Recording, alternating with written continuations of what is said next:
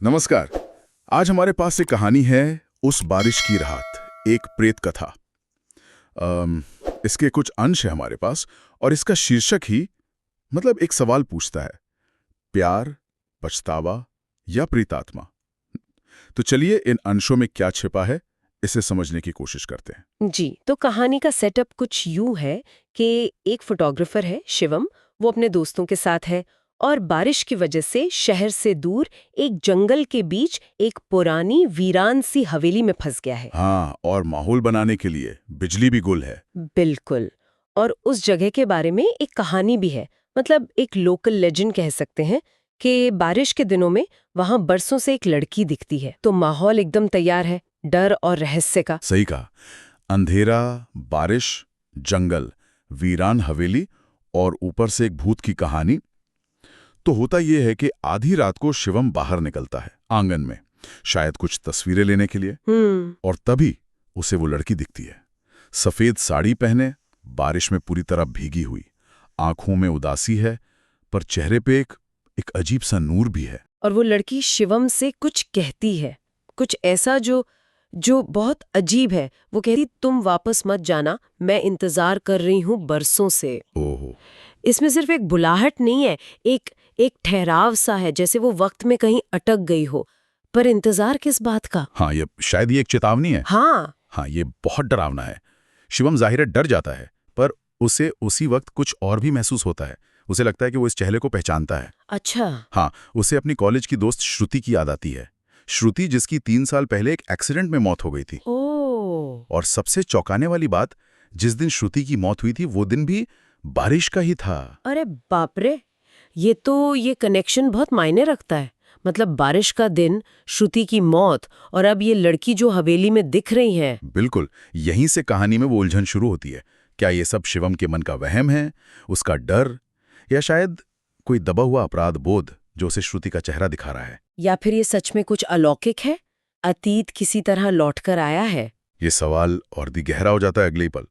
जैसे ही शिवम उस लड़की की तरफ बढ़ने की सोचता है, या शायद बढ़ता है, उसके फोन में अपने आप एक तस्वीर खिंच जाती है। अपने आप? हाँ, और जब वो उस तस्वीर को देखता है तो उसके होश उड़ जाते हैं। क्या था उस तस्वीर में? तस्वीर में श्रुति का चेहरा था, लेकिन जला हुआ चेहरा, और तस्वीर के पीछे जैसे कुछ लिखा हुआ उभर आया हो, तुमने मुझे अकेला छोड़ा था, अब तुम भी यहीं रहोगे।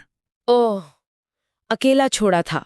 ये शब्द, ये सीधे तौर पर शिवम की तरफ इशारा कर रहे हैं। मतलब क्या श्रुति की मौत सिर्फ एक हादसा नहीं थी? क्या शिवम का कोई हाथ था, या वो किसी तरह जिम्मेदार महसूस करता है? हाँ, ये अपराध बोध या फिर ये वाकई श्रुति का संदेश है जो किसी तरह डिजिटल तस्वीर पर आ गया है। ये सोचना ही भयानक है। बिल्कुल।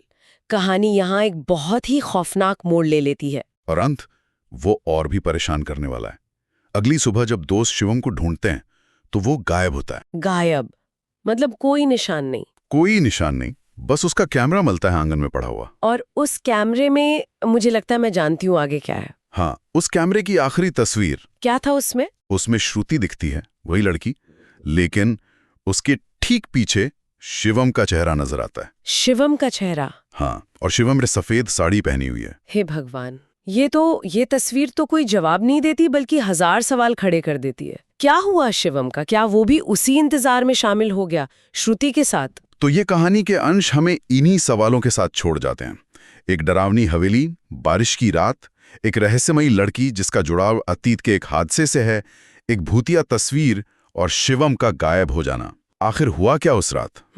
और यही सवाल शायद इस कहानी का मर्म है ना? हमारे पास दो रास्ते बचते हैं सोचने के लिए। एक, कि ये सब शिवम के दिमाग का खेल था, उसका अपराध बोध इतना ज्यादा था कि उसने खुद को ही खत्म कर लिया, या वो उस वहम में खो गया। अगर ऐसा है तो ये कहानी मन की गहराइयों, डर और अपराध बोध की कहानी बन जाती है। बिल्कुल। और दूसरा रास्ता ये है कि श्रुति की आत्मा वाकई वहां थी, वो बरसों से इंतजार कर रही थी, शायद बदले का, और उसने अपना बदला पूरा किया। अगर ऐसा माने तो ये एक अलौकिक कहानी है, अधूरे न्याय और प्रेत आत्मा के इंतजार की। कहानी हमें चुनने के लिए छोड़ देती है, हम किस पर यकीन करें, अपने डर पर, अपने मन के वहम पर, या फिर अनदेखी शक्तियों पर। सही कहा।